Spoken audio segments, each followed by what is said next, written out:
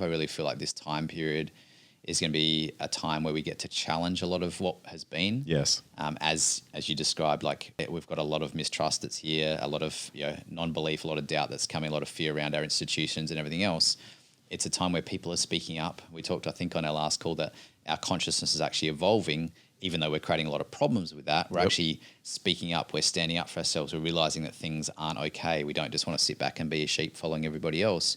We're getting our voice back, which is a great evolution. Yes. And I think as part of that, we're all going to start over this next coming year or two. I think it's going to be very long before people start to really, outwardly say, hey, I don't know about that, or that's really limiting. We're starting to see some big gaps in what we've just blatantly believed and ignorantly believed for a long time. We've got some questions here, everybody, and we've got some things we'd like to put you on the stand and say, hey, what about this other stuff? Yes. And how can you just say, well, we can't explain it. Yes. So we just dismiss it. Yes. That's actually not okay. It's not appropriate in a scientific actual conversation. So I think we're going to find a lot of these things starting to come up in conversation, starting to bubble up, which I think is really exciting because we get to challenge the norm, challenge what we believed for centuries or probably more decades actually, and get to start to really evolve more as humanity and start to say, well, at least let's acknowledge there's more to it, and let's acknowledge we don't understand it and we can't explain it.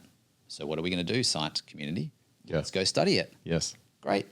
Everybody can start studying emotions, start studying consciousness, start studying whatever the spirituality means to them, whatever energetics around, which a lot of people are studying more of, to start to understand how that even works.